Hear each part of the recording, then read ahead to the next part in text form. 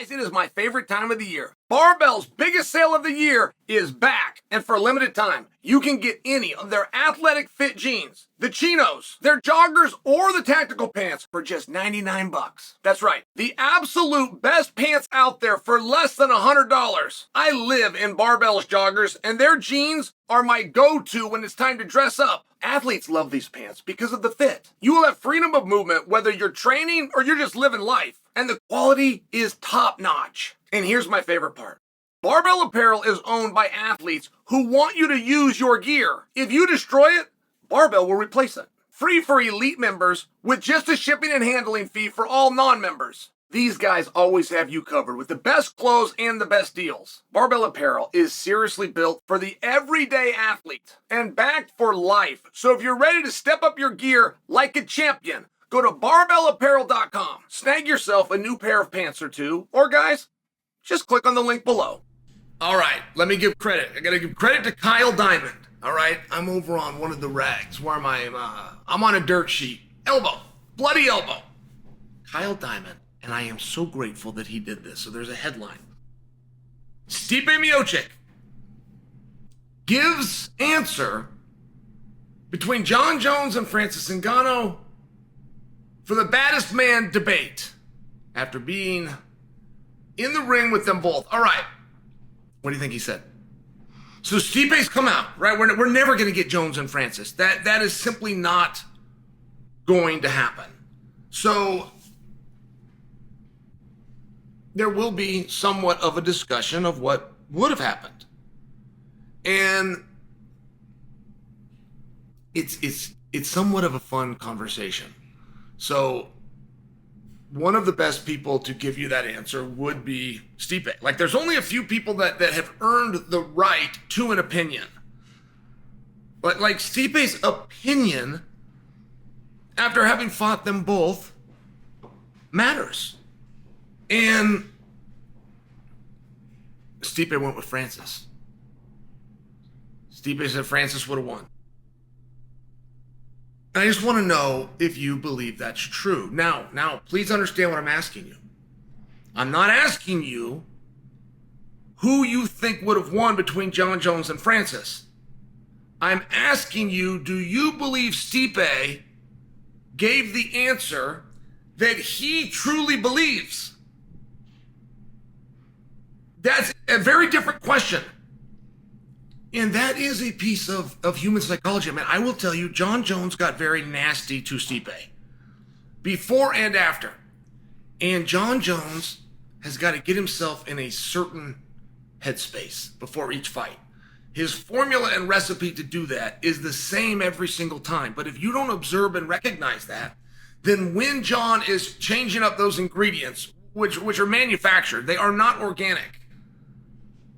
But as Jon is manipulating the circumstances to get himself ready, if you're not aware that that is just the process Jon goes through, you could get your feelings hurt. And Jon came after Stipe very hard. By the time they finally got in that ring, it was even a surprise, some of the claims that Jon was making about Stipe.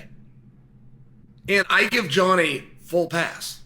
I was in New York at the press conference when he was doing it, and I gave him a pass because I recognized, oh, that's Jon. Jon's getting, and my faith in Jon started to grow.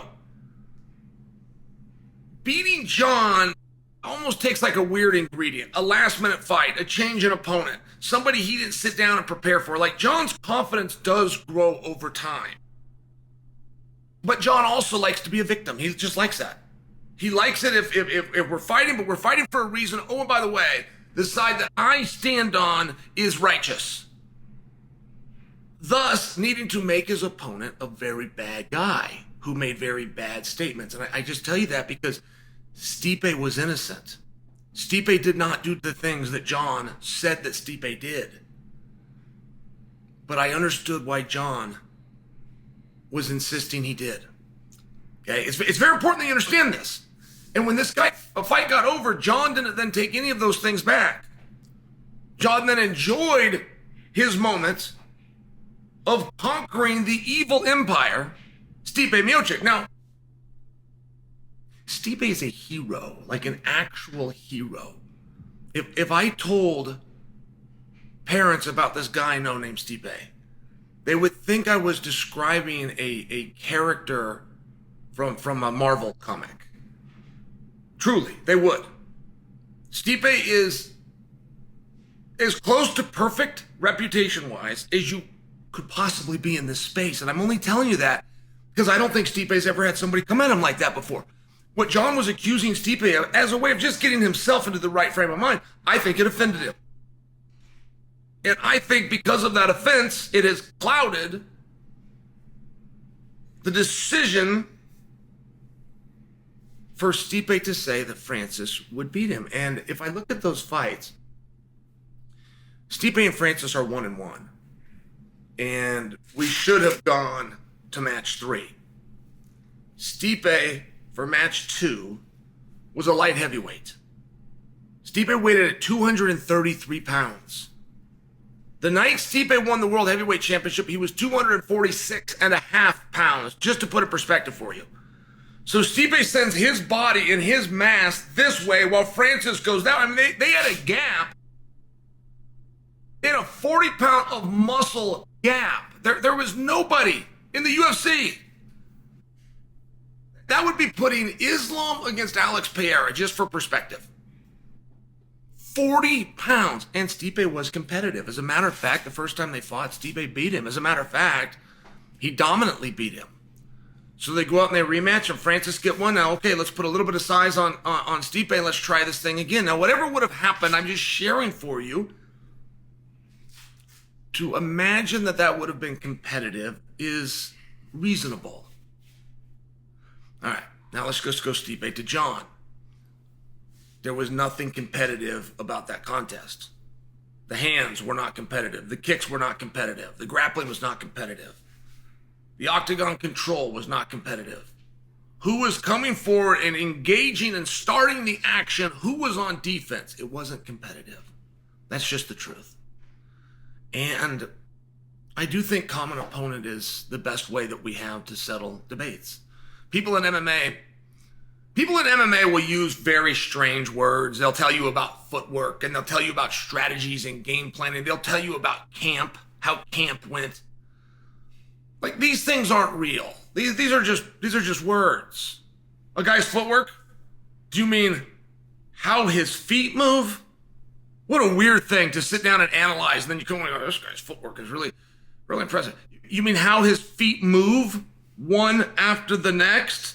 Sometimes forward, sometimes backward. That's impressive to you? Really? Okay. But along the lines of stupid things that people in MMA say, they say MMA math doesn't work. Styles make fights. That's not true. That's not true. Now, there are exceptions to where it is not an absolute statement. It is not a perfect statement. But MMA math works all the time. It is very few times that you could have a common opponent and that would not factor in. This guy was really close with this guy, and this guy fought that same guy, and it wasn't close at all. And if these two guys fight, the guy that went really close is going to beat the guy that absolutely destroyed him. When?